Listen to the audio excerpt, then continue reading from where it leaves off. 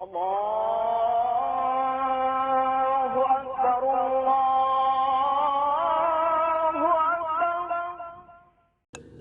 السلام علیکم ورحمۃ اللہ وبرکاتہ۔ الحمدللہ رب العالمین والصلاة والسلام علی رسولہ الکریم، اما بعد، بسم اللہ الرحمن الرحیم۔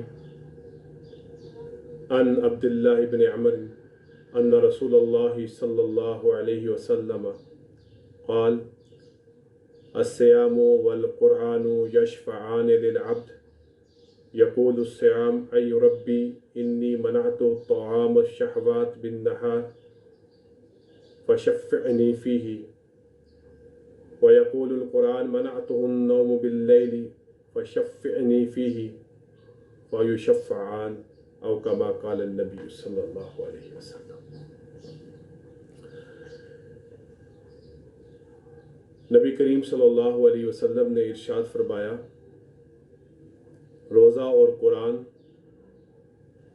بندے کی سفارش کریں گے۔ روزہ عرض کرے گا، اے میرے رب، بے شک میں نے اس کو کھانے سے اور دیگر انسانی خواہش و ضرورت سے روکے رکھا، روزے کے اوقات میں بن نہار، دن کے وقت، پس میری سفارش کو قبول کیجیے۔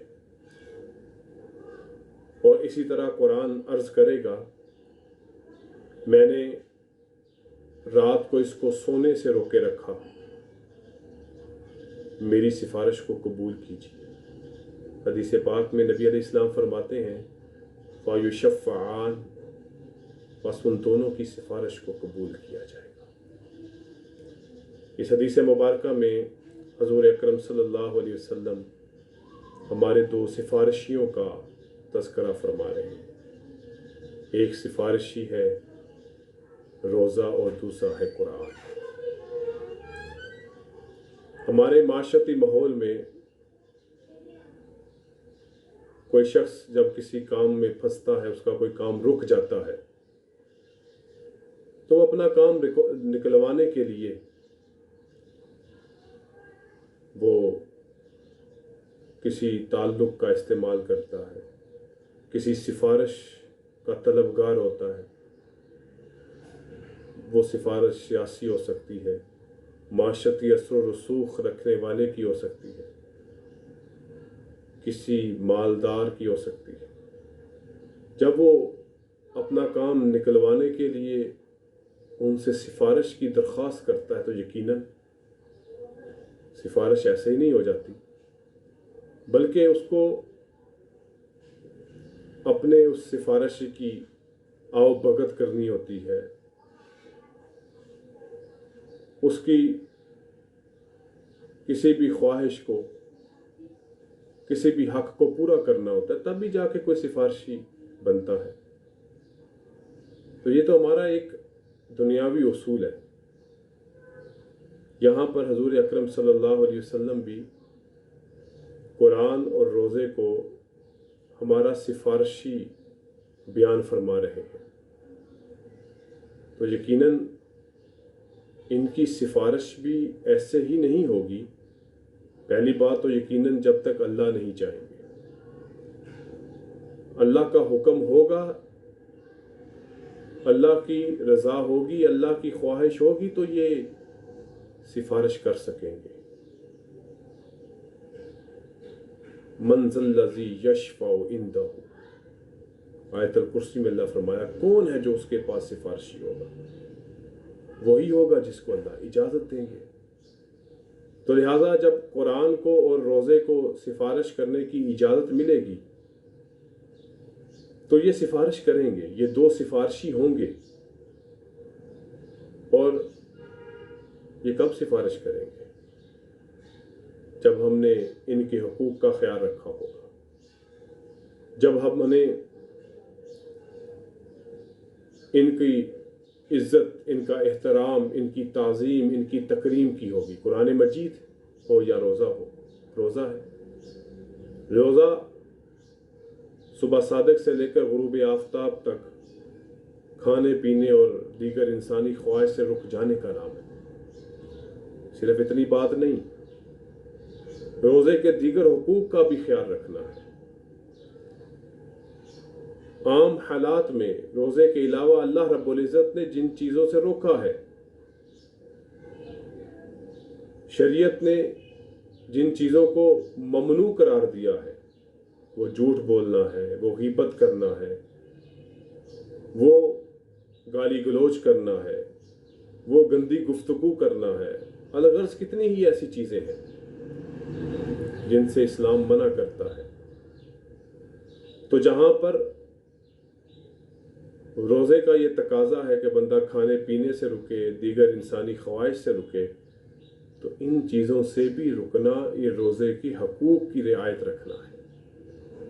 اگر کسی نے ان تمام چیزوں کا خیال رکھا ہوگا اور ان پروٹوکولز کو فالو کیا ہوگا تو یقیناً قیامت کے دن اللہ کی اجازت سے روزہ ہمارا سفارشی بنے گا۔